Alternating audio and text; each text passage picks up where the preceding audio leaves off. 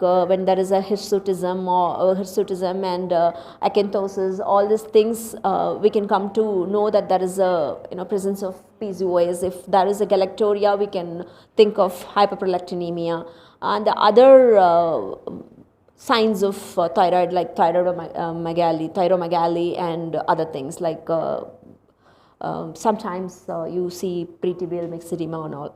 So the complete general examination can help us at least to a marginal level to detect what are we dealing with. And then systemic examination from system to system, like sometimes if there is any genetical abnormality, we can detect with that. And then gynecological examination can help us in detecting any anatomic variations are there or not. And definitely TVS is a third tool, third eye, which helps us in getting to know about the anatomical disorders of pelvis. So the investigations recommended for recurrent miscarriages are the genetic karyotyping for both the parents and the fetus, anatomical either 2D or 3D ultrasound, and saline sono can help us. And if required, we can pose them for hysteroscopy and laparoscopy. Sometimes MRI would help us. For thrombophilia, to rule out thrombophilia, acquired APS, inherited, if required, we can go for all this torch panel, and endometrial biopsy and culture can help us to know about the endometritis status. The immunological, endocrine and male factor, these are all the other factors where we can come to know through thyroid function test. TSH can help us, and antibodies. And other things like antinuclear antibody, prolactin, HbA1c and sperm DNA fragmentation, all these things can help us to streamline the diagnosis. The male factor, some studies suggest that DNA fragmentation is increased with RPL, especially in vitro fertilization settings. And the ASRM guidelines state that the routine sperm DNA fragmentation indexing is not indicated because of the weak evidence. But the ESHRE guidelines state that this can be done to provide an explanation for RPL when there is no other explanations are available. The recurrent miscarriage, the maternal causes may be antiphospholipid antibodies and anatomic factors and karyotyping and thrombophilias. The recommended investigations to search for the causes. This is a UK recommendation. Royal College suggests these 4 recommendations. Antiphospholipid antibody syndrome and RPL. There's a pitfall in diagnosing this because usually it is overdiagnosed syndrome, not meeting clinical and strict laboratory criteria though. Not repeating the laboratory test at least for 6 weeks, non-standardized ELISA and ACL antibodies, inter-laboratory variations for phospholipid-dependent coagulation tests used for screening for lupus anticoagulant. So these are all the pitfalls when we are going for detecting the PAPs. Inherited thrombophilias, there is an insufficient evidence to evaluate the effect of heparin in pregnancy to prevent miscarriage in women with recurrent first trimester miscarriage associated with inherited thrombophilia. Heparin therapy during pregnancy may improve live birth rate of women with second trimester miscarriage associated with inherited thrombophilias. This is a study stating this. Karyotype of product of conception, are we doing it for every cases or when we have to do? There is no definite recommendation for routinely obtaining abortus karyotyping according to ACOG 2001. Karyotype analysis of abortus tissue for couples with subsequent second and third trimester pregnancy loss has been analyzed by Hogg et al. In 2003. If abortus is aneuploid, the maternal cause is excluded according to ACOG 2001. If product of conception karyotype is not possible, at least do parental karyotyping. That's what we are doing in Indian setup often. Unexplained RPL, 50% of the RPL remain unexplained, and the prognosis is still good, more than 50% live birth even without intervention we are getting. The other factors such as uterine factors that may be due to adhesions, endometritis, polyps, septum, fibroids and cervical incompetence can result in RPL. For those things, if at all adhesions, we can think of hysteroscopic headiolysis. If there is a polyp, we can go for hysteroscopic polypectomy. Endometritis can often coexist with polyps, so hysteroscopic polypectomy and antibiotic administration found to be effective. This is according to Fertility Sterility 2011. And then we can, if at all there is a septum, we can think of metroplasty. When there is a cervical incompetence, of course, we can do cervical encirclage, and that can prevent to some extent to, bring the pregnancy towards third trimester. And endocrine factors like diabetes uncontrolled, like uncontrolled diabetes, if it is the last meeting itself we discussed, like if the HbA1c level is more than 6.5, in such cases you can expect diabetic embryopathy. So it is better to maintain less than 6.5 HbA1c, and anti-thyroid antibodies can be tested. Hyperprolactinemia can be detected with the serum prolactin level, and luteal phase defect also can be supported in forthcoming pregnancy, and that can help us in continuing that pregnancy though. Conclusion: RPL is an important reproductive health issue. Various etiologies have identified over the years, and successful therapeutic strategies has been implemented. A full workup can be initiated following 2 consecutive losses to identify treatable causes that include uterine and abnormalities, APS and endocrine disease, and balanced translocations. Lifestyle modifications should be implemented to improve reproductive prognosis. However, almost half of the cases remain unexplained, for which various treatments are continuously being developed. Regardless the cause, a thorough follow-up with an important psychological support can help most couples to achieve successful live birth. Loss of pregnancy at any stage can be devastating experience, and particular sensitivities required to assess and counsel the couple with recurrent miscarriage and their family.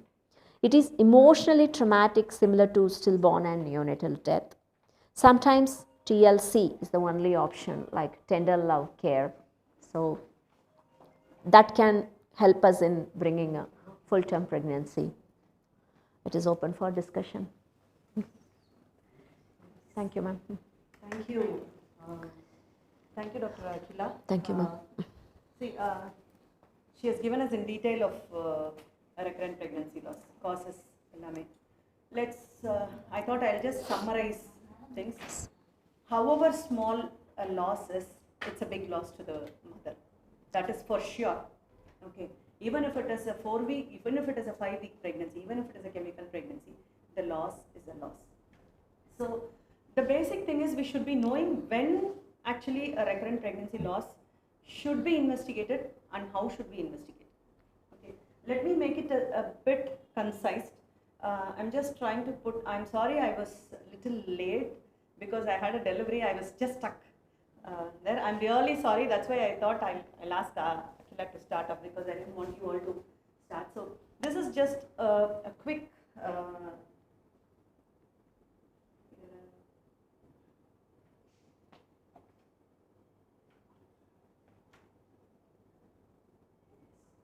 so definitions. There are a bit of difference in the criteria. If we see, the latest one is ASHRAE, that is what Dr. Akhila was talking about. There has been previous definitions by RCOG, by ASCOG and ASHRAE, and GTG by Royal College is being updated now. Maybe we might be expecting it next year. But generally any pregnancy loss, whether it's a chemical or biochemical, is taken in ASRM, that is American College. Here RCOG, it is all pregnancy losses they considered, whereas in ESHRE they said either a biochemical or a clinical or a histopathological diagnosis would be required, or a urine, even beta HCG is enough. Okay, that is what they said. But here they all were on the same opinion that till the period of viability, that is 24 weeks, which I think for us also it is now 24. Okay, and here the only way by which they differed, RCOG differed from the other, is 3 losses which they meant, whereas ESHRE says whether it is consecutive or non-consecutive, it is more than 2, we call it as recurrent pregnancy loss. So if she has had an pregnancy in between, she has a previous miscarriage, pregnancy, live birth now, again if she has a miscarriage, we still call it as a recurrent pregnancy loss. But RCOG didn't say like that. That is the difference, and we all know, and having few infertility specialists here, we all know how important for us to tell them that recurrent pregnancy loss can happen with the age, because we see people at 50 coming and asking for IVF.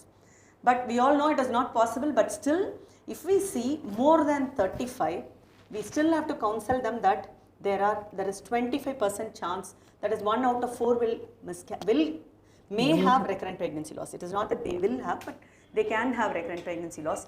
But invariably after 40, it's half, 50%, and more than 45, I'm sure, almost 100% might have a recurrent pregnancy loss. And this is where we actually are okay in telling them the donor oocyte may be an option for these people. Not with this, but at least for these people.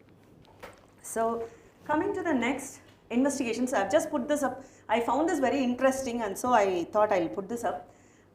Here, as we all say, there is no question about asking a history. For everywhere, a good medical obstetric and a thorough family history will help us clinching a lot of diagnosis. But here, how are we going to deal with the genetic? Because chromosomal abnormality constitutes around 30 to 70% of early trimester losses. So when we talk about the first 3 loss, chromosomal still stands to be the most common, and in the second trimester, it is mostly the uterine factors which may be a cause. And the altogether antiphospholipid antibody syndrome, as Dr. Akila said, maybe we are overdiagnosing antiphospholipid antibody syndrome, but still they do consider. But in spite of this, when we take all the recurrent pregnancy loss, unexplained infertility still happens to be the highest, which is approximately 50 to 70%. And coming to this, so when are we going to do a karyotyping? Okay, and we see people doing parental karyotyping for pregnancy losses. Are we doing it right? So the first thing that we will have to remember is products of conception. Beyond the second, okay, after the second loss, we should be able to do a karyotyping of the products. Only that is indicated. So a parental karyotyping, definitely not on a routine basis, okay, ESHRE, but the pregnancy tissue should be taken, and they have specific method by which we have to do. It's in CGH array, microarray method, not any other method. Even fish is not advisable, it is only CGH which has to be done. If the baby is found to be having the anomaly, we are aborting for to conceive. It will come as a recurrent pregnancy. Yes. அது வந்து அனுப்ளாய்டு இருக்காங்கிறது, see, that is totally a different. The first one after an abnormality, that is why now people say you have to send the genetic tissue for, if it is an abnormality, okay, congenital abnormality, that has to be sent. Anti-scan, no? In that we are identifying the abnormality. We are aborting. Most of us don't send it for biopsy. That is where the karyotyping, இப்போ என்ன சொல்றாங்கன்னா congenital anomaly, even if it is the first, they say you will have to send it for karyotyping. for that we have to send. Yes, அவங்க patient வந்து இப்போல்லாம் என்ன சொல்றாங்க ஜெனட்டிசிஸ்ட்னா, first இதில் even if we are not if the patient is not affordable, அதை வந்து store பண்ணி வைக்க சொல்கிறாங்க டிஷ்யூவை. So that next if there is a problem, they can compare this tissue. அதுதான் இப்போ geneticist they say. So even for congenital anomaly, there is one congenital anomaly, they are recommending karyotyping. நம்ம congenital anomalyக்கே போகல. Patient karyotyping normal.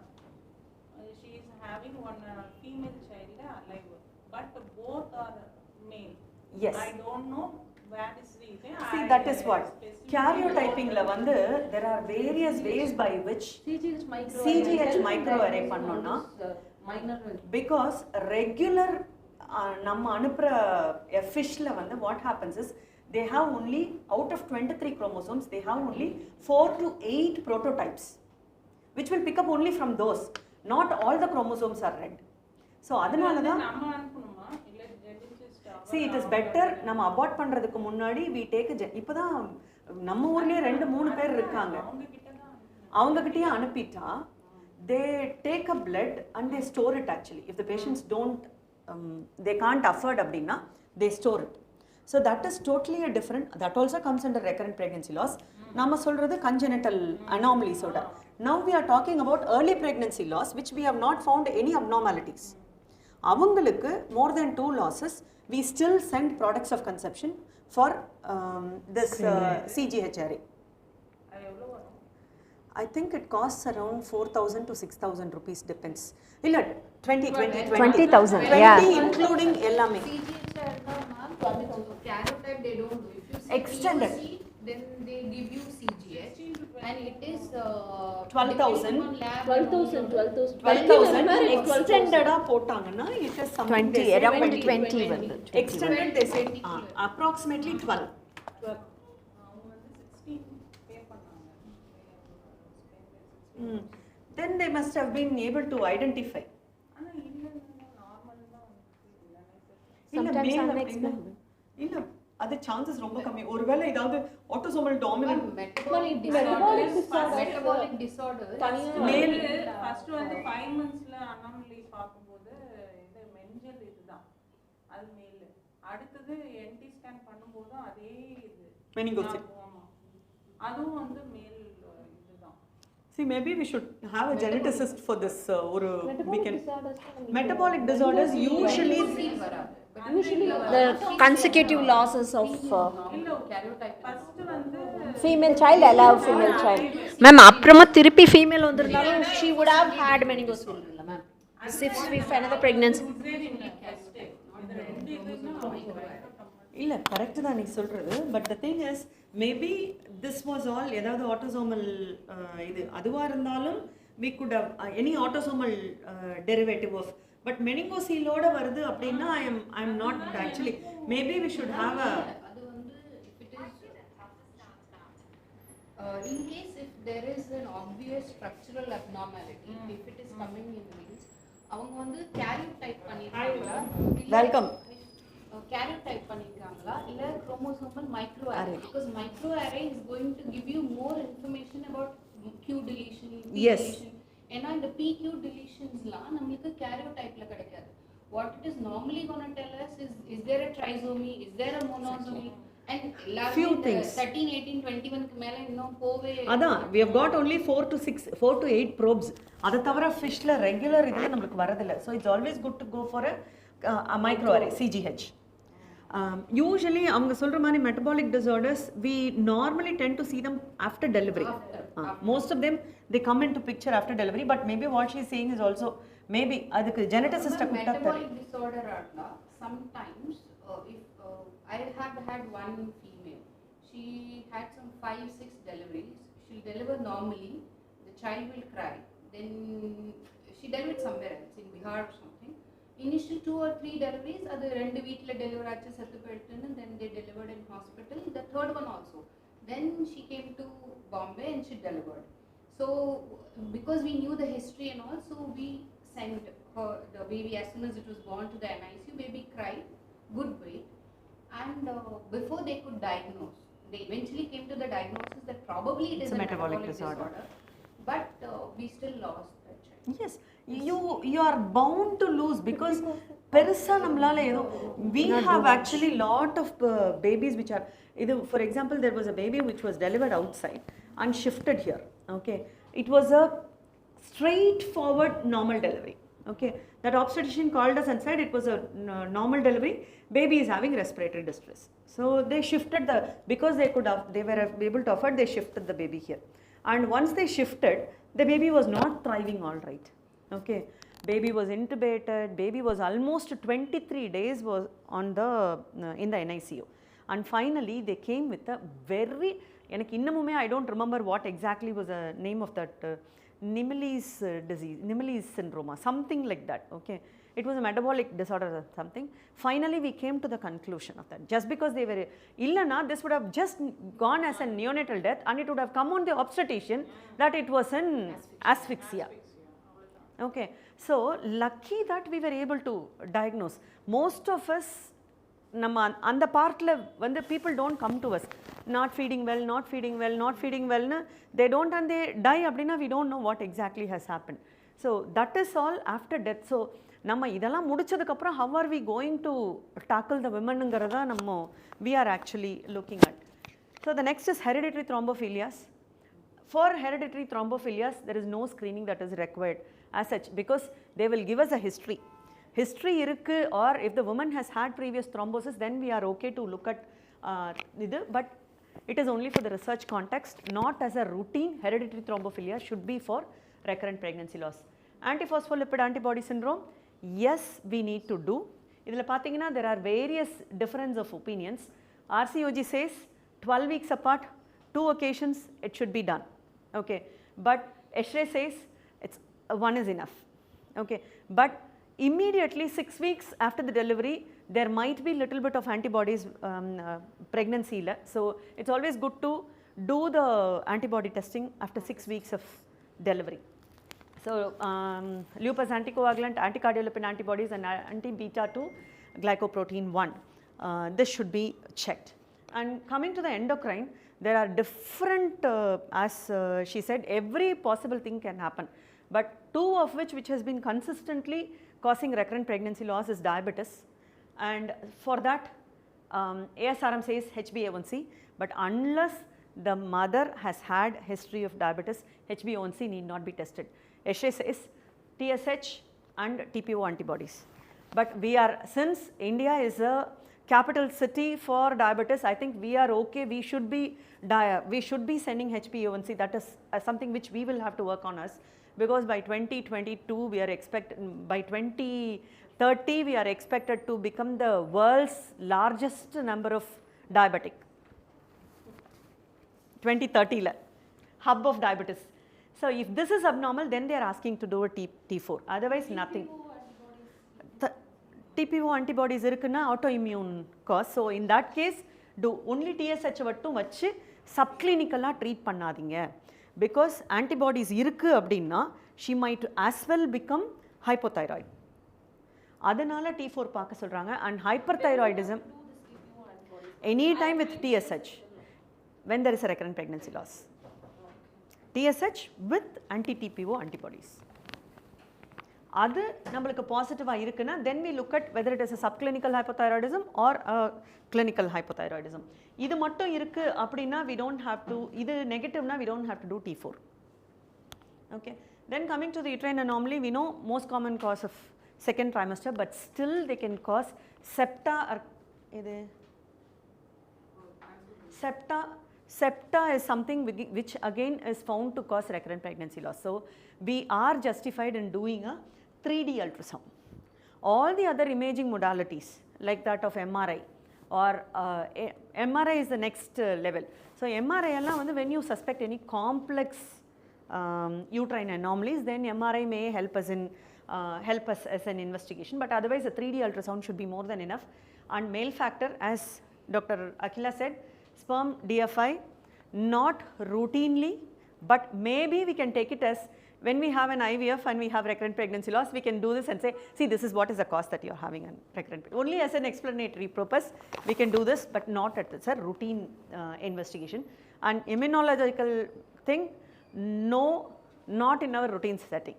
So for us now, we have to do APLA screening, we have to do TSH, TPO, HbA1c for our population, and then for more than 2 pregnancy loss karyotyping, it's only the fetal products of conception.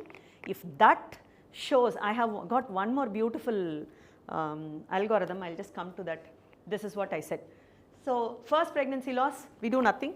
Second pregnancy loss, we do a chromosomal analysis of the products of conception, and if that is aneuploid, then we know that is the cause for the loss. So we don't do anything, no further investigations. But if you see an unbalanced translocation or an inversion, okay, Robertsonian translocations, then we do a parental karyotyping to look for balanced chromosomal problems. If it is euploid, we know this is a woman who needs a full workup, recurrent pregnancy workup, recurrent miscarriage work. And genetic, we know karyotyping has got a very bad cell culture failure, maternal contamination is also high. Fish, it's again, most of it we don't have probes, and array based, it has got maternal cell contamination is very less in this, so it avoids cell failure, cell culture failure and MCC. It is a most recommended investigation of choice. So with this, we come to the endocrinal. This is what I was saying. So all the, we need not, any of this has not found to cause any association. They are not recommended, okay. Any abnormality, especially hyperthyroidism does not cause RPL. Only hypothyroidism causes RPL. So for which we have to, for which we will have to, yes, diabetes should be investigated, and thyroid, hypothyroidism, yes, and hyperprolactinemia, if the woman gives oligomenorrhea or hypomenorrhea, then we can look for recurrent pregnancy loss, one of the cause as hyperprolactinemia. Without the history, we need not do a hyperprolactinemia investigation. Until she becomes pregnant. Until she becomes. We capgolin weekly, with that they conceive, usually they conceive. Once she conceives, we can stop. More than how much should we treat, ma'am? More than 50, she definitely needs an MRI. More than 50. If it is 100, 100 is okay, because there are very, microadenomas, which can be picked up only with an MRI. So prolactin more than 50, definitely we have to do. 100 for sure. 50 to 100 is a grey zone, but all endocrinologists, they say 50, take it as a level. From 50 you can start, but We have to start until she becomes pregnant, we have to continue. weekly, yes. Initially they start with bi-weekly and then they go on to weekly. With that, they usually become pregnant if that is the only cause of infertility. So coming to this, so the recommended investigations, we know the recommendation is only pregnancy tissue. If necessary, parental karyotyping can be done. Anatomical abnormalities, 3D ultrasound. If necessary, all these things can be done. And thrombophilia, only acquired thrombophilias, no hereditary thrombophilias. That has to be done, and it depends upon hereditary thrombophilia with a family history or any other history of thrombosis. We can individualize hereditary thrombophilias. Endocrinological, as we said, for our population, TSH and HbA1c, and infection, it's torch actually, I remember my Dr. Lavanya, she's one of my boss, okay, whom I really adore her. She says torch has lost its life, lost its light and life, that's what she says. One pregnancy loss, torch, we are okay in doing a torch panel, but not for recurrent pregnancy loss. Here, yes, rubella immunity can be looked for in case of recurrent pregnancy loss, but other things, as Dr. Akila said, we can individualize depending upon the other things. Male factor, we obviously know there is no evidence for as a routine basis. So treatment options, coming to treatment options, but when there is an abnormality, as we all said, nobody knows what is happening and nobody knows what to do. The only thing we can do is PGT. If at all we know this is the cause, then we can tell them we can go for PGT. That is the genetic counseling, IVF and PGT may be the only option for women with chromosomal abnormality. APS, this is something very interesting. Antiphospholipid antibody syndrome, Low dose aspirin, they don't say low dose aspirin, it is aspirin. Low dose aspirin is 75. For recurrent pregnancy loss, it is still 75. It is not 150. So they say low dose aspirin should be started preconceptionally, even before she becomes pregnant, and it should be continued throughout the pregnancy. And prophylactic low molecular weight heparin or unfractionated heparin should be started when the pregnancy test becomes positive. So there is what my teaching was to start once she becomes positive. But here it says start preconceptionally, continue throughout, and prophylactic as soon as we see that she is pregnant. Thrombophilias, we don't have much of evidence. It depends upon what kind of thrombophilia she has, and we don't have great this. We will have to coordinate with the hematologist. Basically, endocrine, treat hypothyroidism, treat diabetes. Uterine anomalies, as she said, either septal resection, metroplasties. Again, now there is difference of opinions in metroplasties, but septum adhesions, polyps, fibroids, they all have got a good evidence of treatment in managing a woman. And unexplained, this is something which I wanted to say. We all know unexplained infertility is a major cause. Whatever we have been talking, it is only this. And tender loving care, as Dr. Akila said, that is what ASRM says, and we do not know. In RCOG they say early pregnancy assessment unit, you have got a good supportive care reduces, and again supportive care. But there was an interesting article, okay, this is exactly what I had treatment options. I will move on.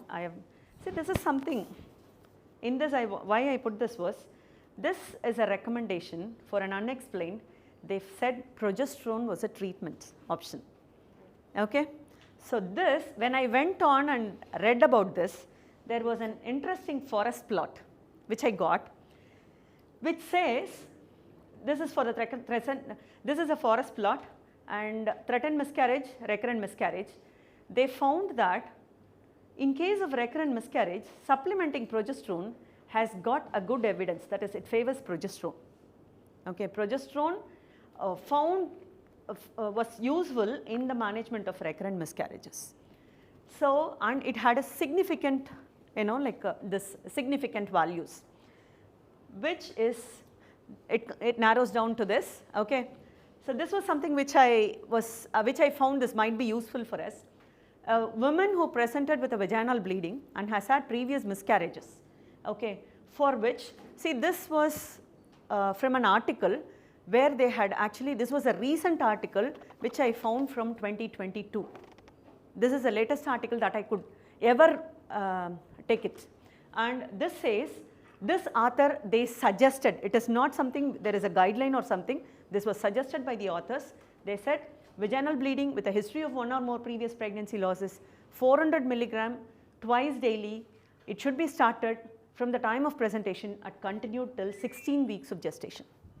Suppose a woman presents with history of 2 or 3 or more pregnancy losses. For those women, we give a lower dose of 200 milligram of vaginal progesterone, starting either with a vaginal bleeding, or if there is just a history, you can continue up to 12 weeks. But if the woman has had a vaginal bleeding, it is okay to continue it till 16 weeks.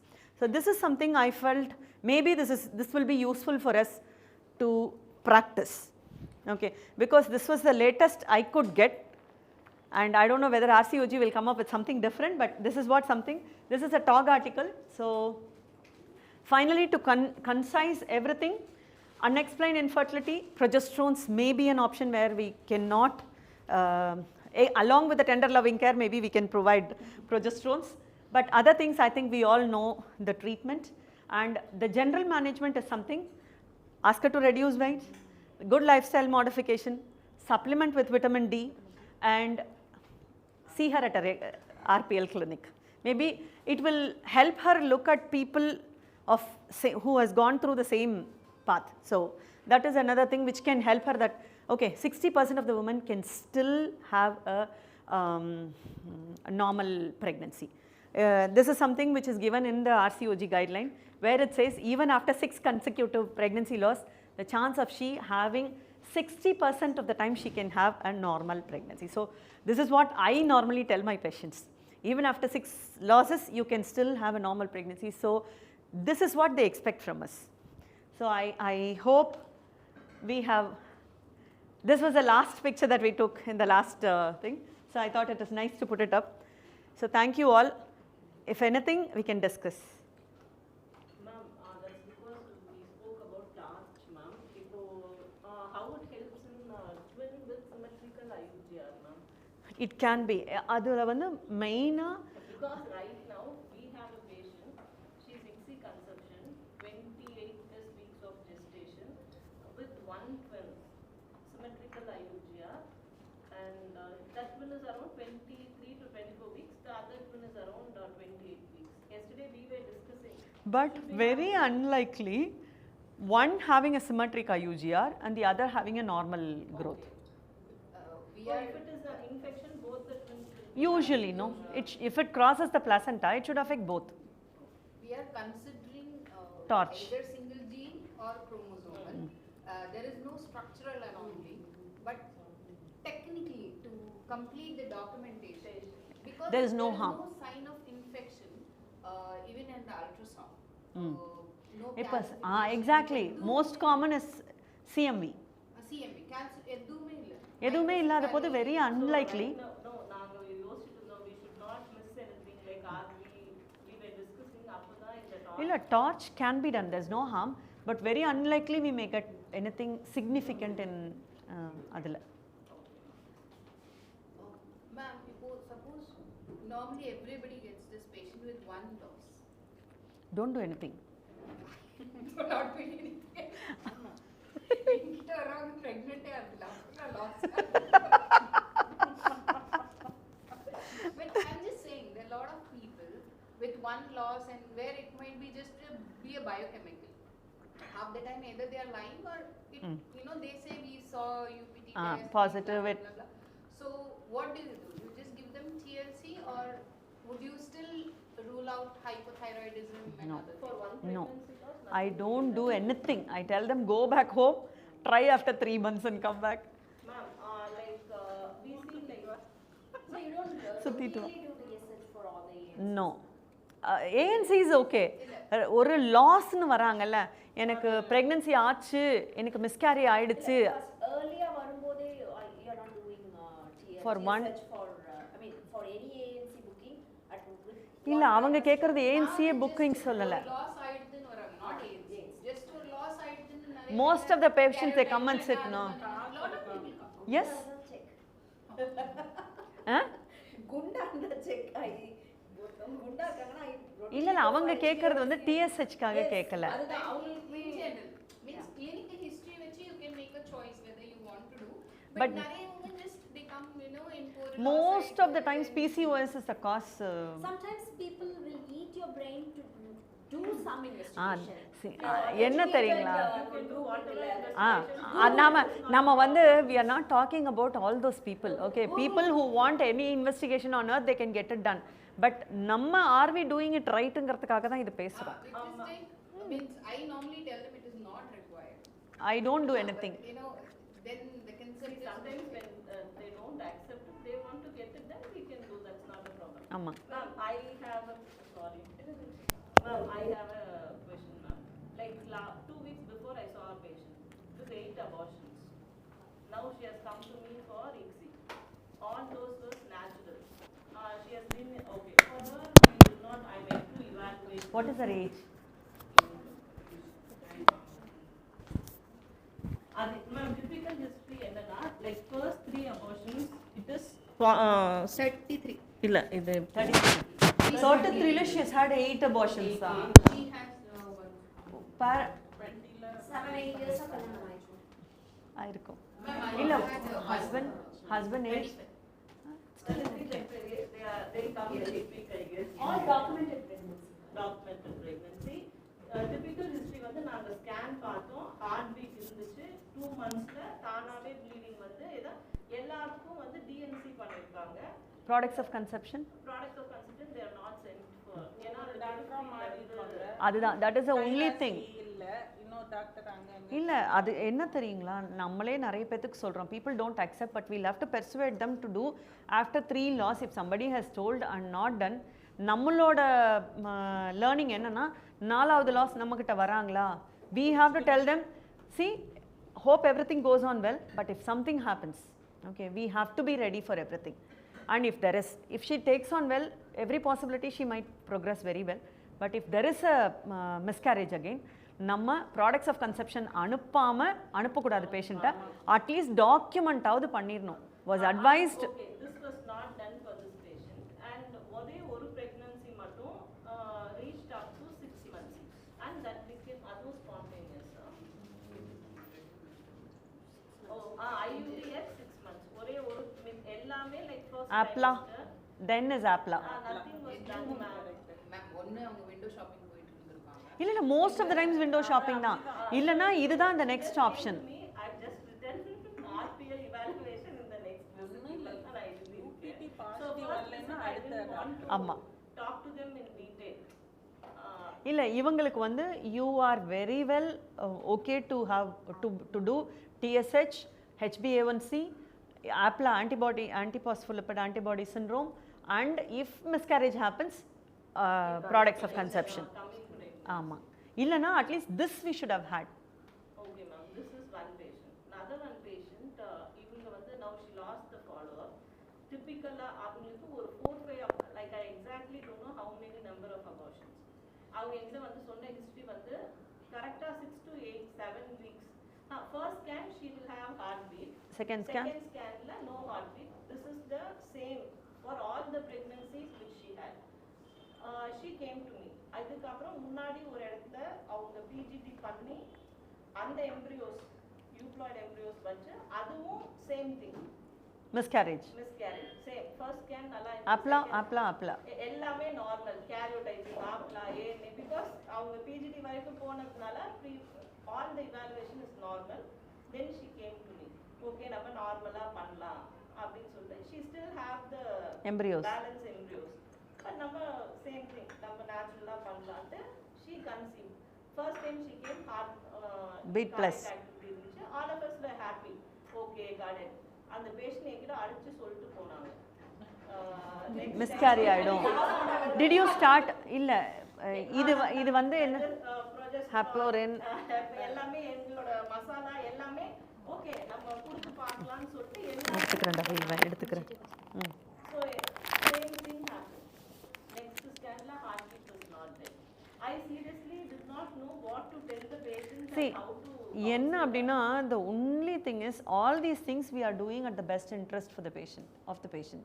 We don't do anything இப்போ in spite of all we very well say after 6 pregnancy losses she can still have 60% of the time she can still have, but there are 40% more who can again miscarry the pregnancy, and I think she belongs to that category. illa I know it's very agonizing for us to tell her all these things, but இது நம்மளோட whole இதனோட evaluation of RPL வந்து we should this belongs to an unexplained infertility. What you say? Most of the patients got like BCS like unexplained immunological which we are not able to ஆனால் நீங்கள் சொல்கிறபடி பார்த்தா இம்யூனலாஜிக்கல்னா ப்ரெட்னிசலோன் கண்டிப்பாக ஆரம்பிச்சிருப்பாங்க ஐவிஎஃப்க்கு அப்புறம் that they would have started. Yes ma'am. Intralipidsலாம் போட்டிருப்பாங்க எல்லாமே. So all these things should have taken care, should have had இது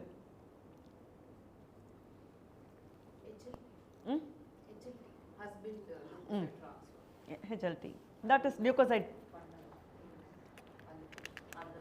Maybe அது வேணா அடுத்தது ட்ரை பண்ணலாம். All these things in research context. Explain that only we can. It is very difficult. No, it is really difficult. Maybe should we in the people க்கு வந்து sperm DFI வந்து will it help? Ma'am, actually sperm DFI but sperm morphology is the one of the reason for the first trimester miscarriage. நான் கேக்குறேன்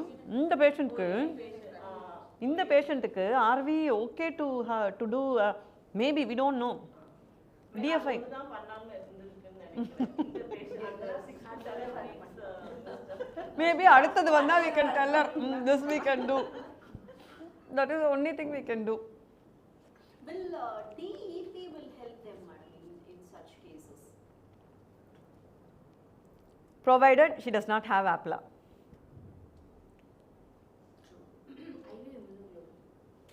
அதாங்க IV immunoglobulin may be an option. IV immunoglobulin it goes in lakhs வர. இல்ல but and like as such I am not familiar with the IV immunoglobulin. Hematologist கேட்டு போடலாங்க. You can still give. So they were discussing. I don't know the cost, but they were discussing. 1.5 lakhs is and depends upon the weight of the patient. It depends upon how. But as you said அது எப்படி போடணும்? IV அதான். IV னா எத்தனை நமக்கு அதான் எத்தனை நாள்ல ஒரு டோஸ் போட்டா அது ஒரு டோஸோட நிக்காது. அதுதான் மல்டிபிள் டோசஸ் தேவைப்படும். அதுதான் எப்படி அவங்க ஐயோ எனக்கு தெரியல. தெரியல. நம்ம போடுறது இல்ல. ஹெமட்டாலஜிஸ்ட் தான் போடுறாங்க எனக்கு தெரியல அது. Even I too don't know. இல்ல அதெல்லாம் முதல்ல பேஷண்ட் அஃபோர்டே பண்ண மாட்டாங்க.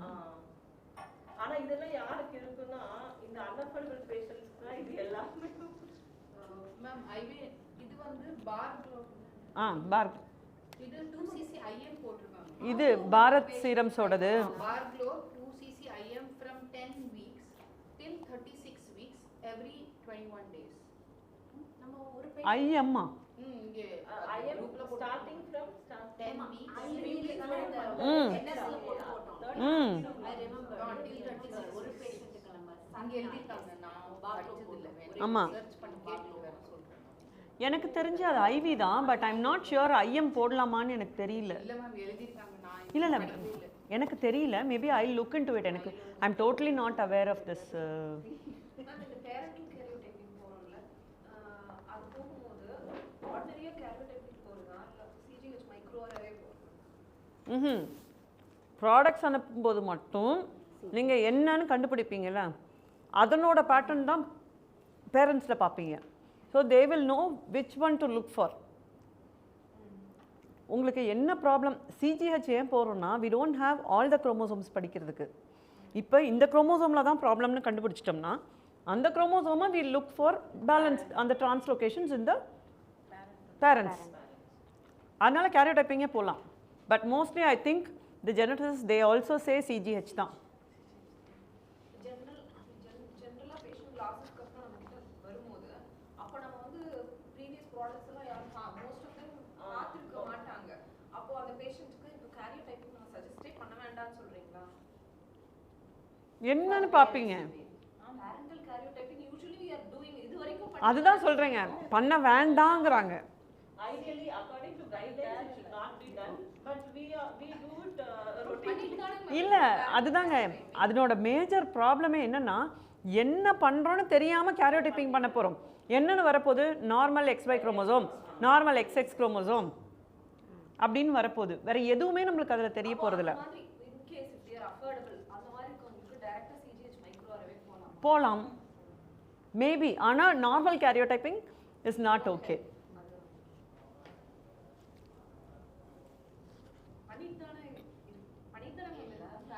ஏதாவது இன்வெஸ்டிகேஷன் பண்ணாம அனுப்ப முடியாது. Sometimes அவங்களே எனக்கு கேண்டிடேட் பண்ணுங்க அப்படின்னு சொல்லி கொஞ்சம் ஜஸ்டிஃபை பண்ண மாதிரி அட்லீஸ்ட் மைக்ரோ அரே பண்ணலாம்ல.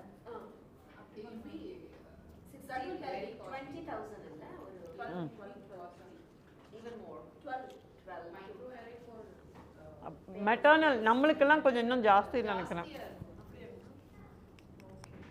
எனக்கு தெரியல நான் பண்ணதில்லை. பேரண்டல் சிஜிஹெச் பண்ணதில்லை. array யாரும் பார்க்கிறது கிடையாது. ரொம்ப கம்மியான இதுதான். array பார்க்கறாங்க. Still everybody is only doing karyotyping. அதுக்கே காசு தர மாட்டேங்கிறாங்க. Any questions? ஓகேவா இன்னைக்கு?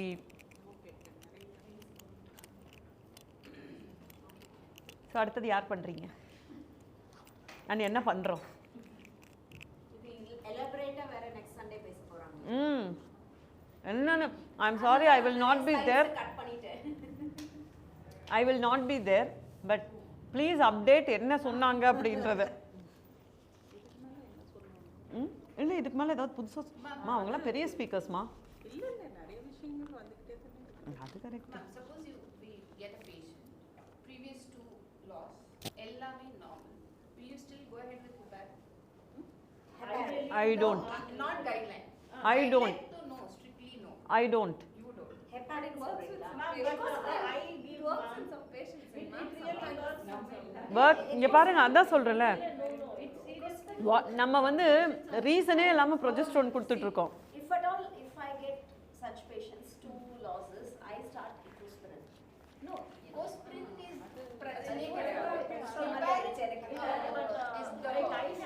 No, I don't give. கண்டிப்பாக கொடுக்கறதில்ல. Ecosprin or you continue with heparin? I continue. And it works for the patient also. For 2 patients. நிறைய ஒரு சிலருக்கு ஒர்க் பண்ணுதுங்க. Works, ma'am. Really. ஆனா எனக்கே தெரியல, but எனக்கு ஜோதின்னு ஒரு பேஷண்ட் இருந்தாங்க. I still remember her. Okay, நீங்கள் இருந்தீங்களா அப்போ? Okay, she has had 6 pregnancy losses and reason 6 nothing. She came, antiphospholipid antibody, it was positive. My luck or luck, I don't know. APS was positive. Okay, I started her on aspirin, then low molecular weight heparin as soon as he saw the fetal heart, and she went on well up to 38 weeks without IUGR. I was expecting her to have IUGR, எல்லா complications. She delivered and they named the baby Dhavasree. நீங்கள் இருந்தீங்க தானே? Very poor patient. Every day she could afford. அவ்வளோ, ஏன்னா ரொம்ப not very affordable. 400 rupees வரும்ல. நான் வந்து டைரெக்டாக அந்த இவனோட ரெப்போட நம்பர் கொடுத்து 180 rupees. 180 அவ்வளவுதான். So she got it and she, எதுக்கு சொல்ல வரேன்னா, அது மாதிரி யூஸ் ஆனது எனக்கு தெரிஞ்சு ஆஃப் ஆல் இவ்வளோ நாளில் the only person whom I have had recurrent pregnancy loss and APS positive was this. நிறைய வெளியிலேயே தெரிஞ்சு வருவாங்க, but this was a patient whom I had detected and then என்னோட லக்கா அவங்க லக்கான்னு தெரியாது, but somewhere it worked. So it's, and antiphospholipid antibody syndrome வந்து there are criteria. அது we know, no, it's a Sapporo's criteria where they have clinical and laboratory thing.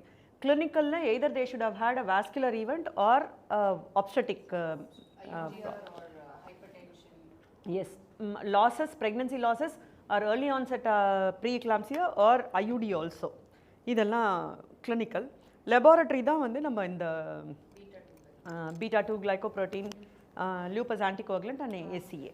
So of this, any of this 2 of this, இதில் ஒன்று இருக்கணும், இதில் ஒன்று இருக்கணும். There should be one clinical criteria and one laboratory criteria. So either vascular event இருக்கணும், thrombosis with இந்த investigations. Okay, அதில் positive இருக்கணும். இல்லை அப்படின்னா obstetric event with this இருக்கணும். So then we call it as antiphospholipid antibody syndrome. That is called Sapporo's criteria.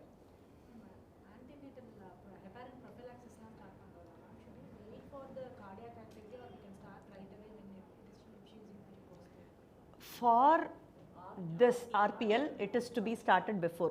But நம்மளுக்கெல்லாம் என்னென்னா, invariably we start, they end up having a bleeding, spotting. So it's better to see,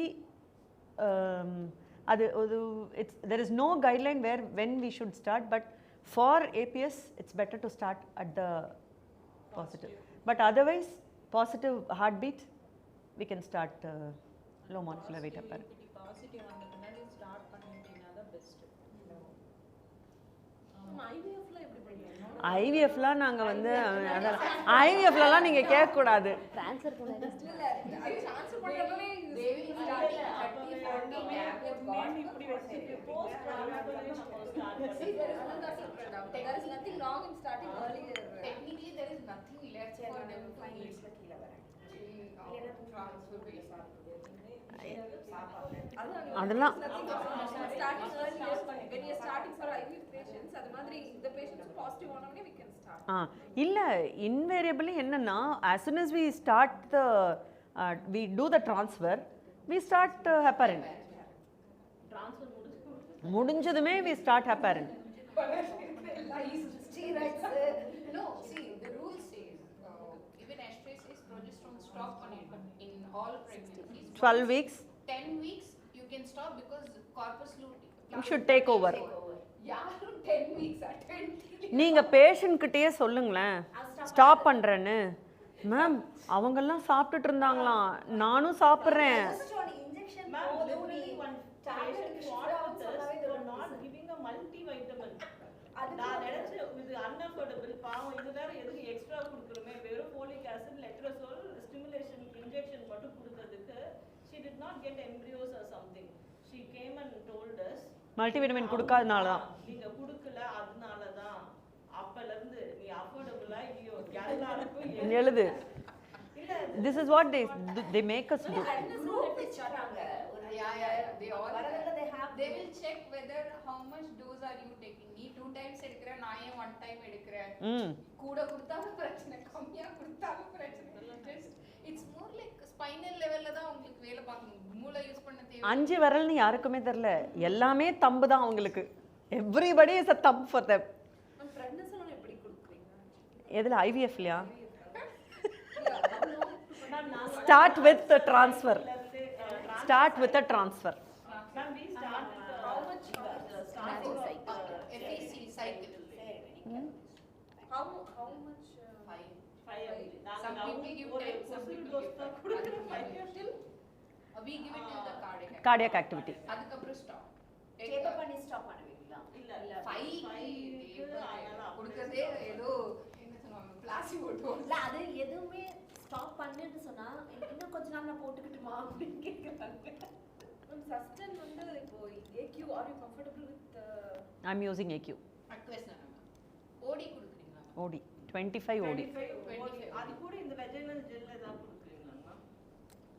ஓ நாங்க அது பத்தாதுன்னு study says 8% gel subcute 25 எல்லாமே சேர்த்து கொடுக்கிறோம். and Dufeston works better than everything. The Lotus trial says Dufeston 10 mg works equivalent, but India வந்து if you just give them Dufeston and not give the other progesterone which everybody knows, then they feel ஐயோ எனக்கு ஏதோ விட்டுட்டாங்க. இல்லை இது என்ன தெரியுங்களா, Duphaston also அதான் தெர் ஆர் லோட்டஸ் ட்ரையல் எல்லாம் வந்து கான்ஃப்ளிக்ட் ஆஃப் இன்ட்ரெஸ்ட் இருக்குன்னு சொல்கிறாங்க. ஆமாம், தட் வாஸ் பை தட் அந்த study was conducted by that particular pharma. No, the study was conducted by the guy who had shared in that pharma. But even then, ma'am, about வந்து they did when Dufeston started. இல்லை, I am not saying it doesn't work. நான் என்ன சொல்கிறேன்னா, you can't just rely only on that lotus trial னு சொல்ல வரேன். We cannot keep talking only about the lotus trial, but still definitely as doctor says, there is a good evidence which says Dufeston works. But cost, is there any difference between that Sustain 200 mg and Sustain AQ 25 or 50? Sustain 200 பத்தாதுங்க, 400 சொல்கிறாங்க. if it is 400 Sustain AQ அப்ப 25 போதும். 25 AQ, 100 intramuscular, equivalent, இதெல்லாம் ஈக்குவிவலண்ட் doses. 100 vaginal இது எல்லாமே ஈக்குவிவலன்ஸ். the same. Okay, pretty much the same. Oral is not, எங்கேயுமே studies வந்து oral ஸ்டடீஸே கிடையாது. we are extrapolating it to the oral studies, அவ்வளோதான். there is no, இது வரைக்கும் நம்ம பண்ண ஸ்டடீஸில் ஈவன் ஃபார் நம்ம இந்த த்ரெட்டன்ட் இதுக்கெல்லாம் கூட there is no oral form which has been studied well. it's only all those things studies இருக்கிறது எல்லாமே vaginal micronized progesterone or an equivalent intramuscular இது.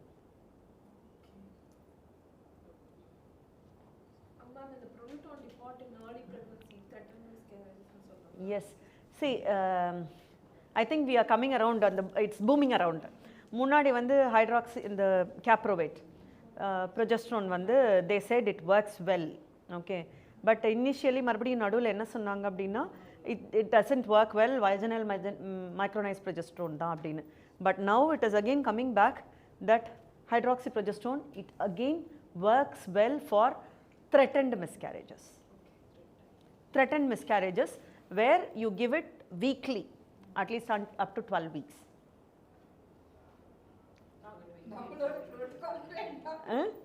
நாங்க எவ்வளவு progesterone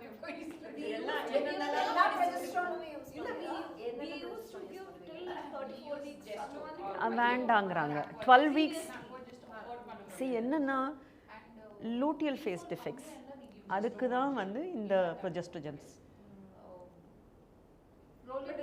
preterm labor preterm birth reduce அந்த மாதிரி உள்ளதுல we used to give an ARS. How many Preterm birthக்கு there is no role of dufastan, there is no role of hydroxycaproate. Only role is vaginal micronized progesterone. எதுக்குமே studies கிடையாதுங்க. ப்ரீடர்ம் லேபருக்கு vaginal ப்ரொஜெஸ்ட்ரோனுக்கு மட்டும்தான் we have studies. இல்லை டுஃபஸ்டானை வந்து 12 வீக்ஸோட stop பண்ணிட்டு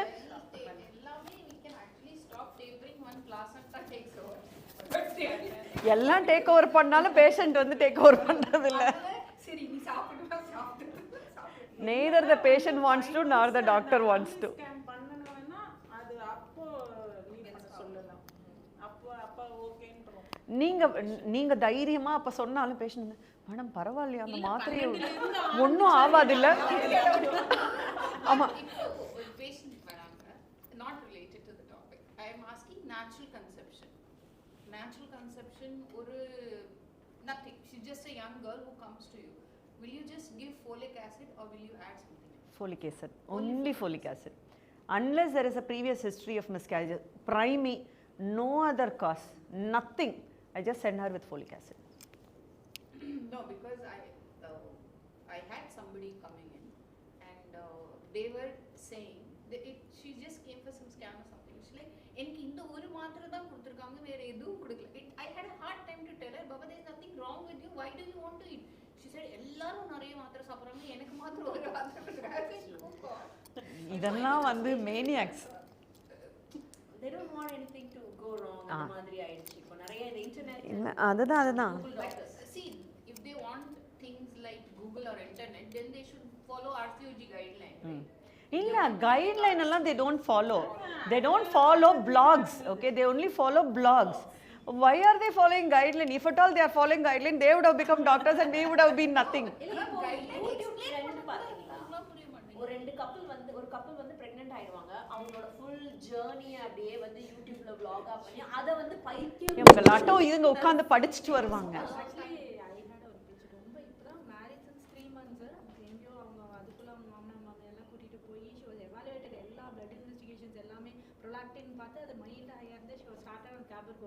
அதுக்கப்புறம் she came for இது நான் எல்லாத்தையும் வெளியிட்டு how frequent are you அப்படின்னா இல்லவே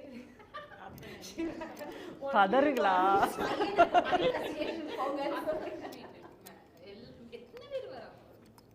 every day we see at least one or two like this, no? நான்லாம் இப்படியே கேட்டுருவேன், நீங்க எல்லாம் குந்தி தேவியாமா பார்சல்ல வருமா அப்படின்னு கேட்டுருவேன் நான்.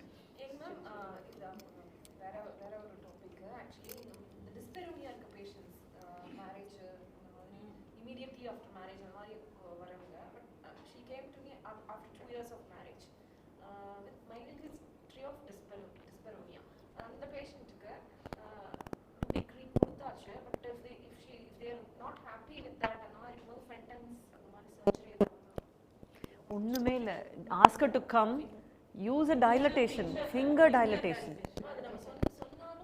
நீங்க பண்ணி alternate days வர சொல்லுங்க, patient alternate days வர சொல்லி ஜெல்லி இருக்குல்ல இந்த cream அதை ஒரு 2 நிமிஷத்துக்கு முன்னாடி அப்ளை பண்ணிட்டு பேசிட்டு கொஞ்சம் மட்டும் ask them to be there to the next day, then ask them to come one day and train the husband. எனக்கு இப்போ married for 12 years, you won't believe. எப்படிமா உங்க வீட்டுக்காரர் உங்க கூட இருந்தாருன்னு கேட்டேன் நான். 12 years they have not consummated the marriage. And today she came with 7 to 8 weeks pregnancy scam. Finally. அந்த பொண்ணு பேர் என்னம்மா? அந்த குட்டியா வந்துச்சு குண்டு.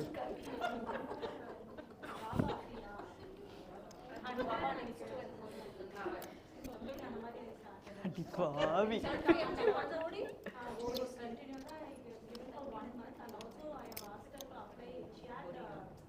இங்க கேஸ் இருக்கு, ஓபி இருக்கு, அங்க முடிச்சிட்டேன். இங்கதான் கல்யாணத்துக்கு இனிமே தாண்டி, நாளைக்கு தான் போகணும். நாளைக்கு தானடி கல்யாணம், நாளானிக்கு கல்யாணம், நாளைக்கு தான் ரிசப்ஷன்.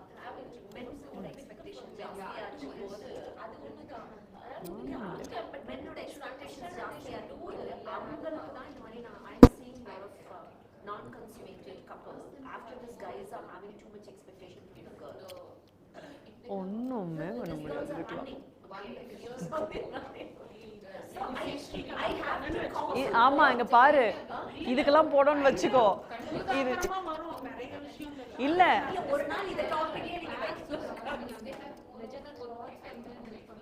எதுங்க dilators, that might help. She can use it, தாராளமாக யூஸ் பண்ணலாம். The only thing is finger is much better than. நான் வந்து ஹஸ்பண்டை ட்ரெயின் பண்ணி அனுப்பிச்சிருவேன். I show them to the husband and then I sent them. இந்த these ladies know, they don't know how to put in a vaginal dilator. That is அவங்களே வந்து சொல்லிருப்பாங்க, எனக்கு எக்ஸ்ரே பண்ணி டே 5 எம்ப்ரியோ ட்ரான்ஸ்ஃபர் பண்ணுங்க, அந்த அளவுக்கு நாலேஜ் வரும். ஐடினா அப்படிதான் வரும். டே 5 ட்ரான்ஸ்ஃபர்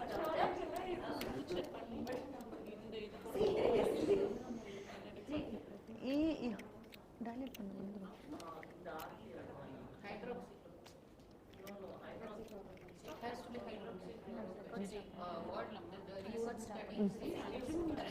Thank you.